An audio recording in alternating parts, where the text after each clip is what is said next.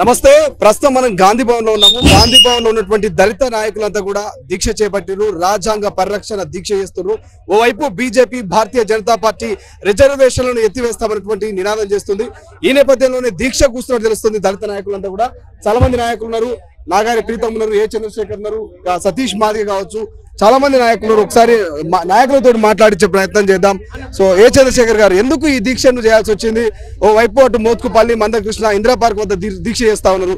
మీరేమో దళిత నాయకులంతా, కాంగ్రెస్ పార్టీ నాయకులంతా ఇక్కడ దీక్ష చేస్తా ఉన్నారు. కారణం ఏంటి? మా అన్నలు భారతీయ జనతా పార్టీకి సపోర్ట్గా అక్కడ చేస్తూ ఉన్నారు.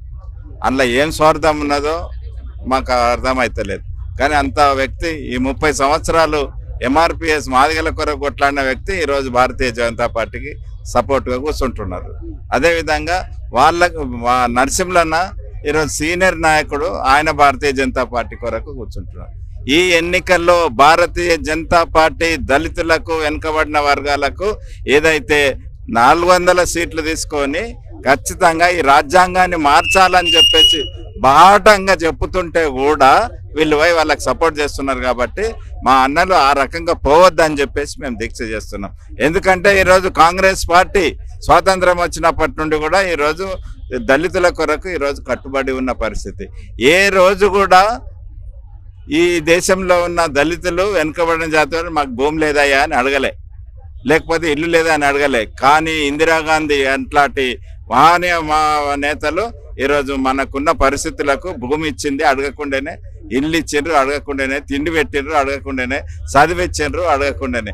కాబట్టి ఈరోజు అందరూ కూడా దళితులందరూ కూడా పర్టికులర్గా మాదిగ కమ్యూనిటీ పూర్తిగా ఈరోజు కాంగ్రెస్ పార్టీకి కట్టుబడి ఉండాలని చెప్పేసి, ఏదో సీట్ల కొరకని కాదు.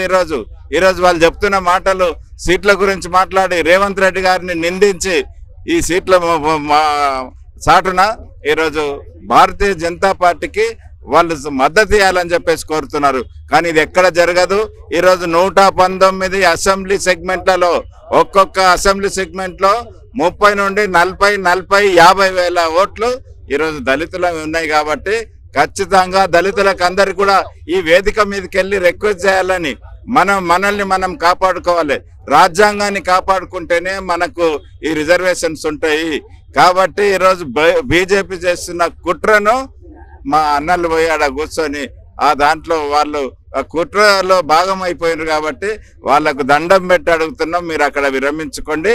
మనం కాంగ్రెస్ పార్టీని కాపాడుకుంటేనే ఈ దేశ రక్షణ జరుగుతుంది, ఈ దళితులకు రక్షణ జరుగుతుంది అని చెప్పేసి మేము వాళ్ళను హెచ్చరించడానికి ఈరోజు మేము అందరం కూడా కూర్చున్నాం.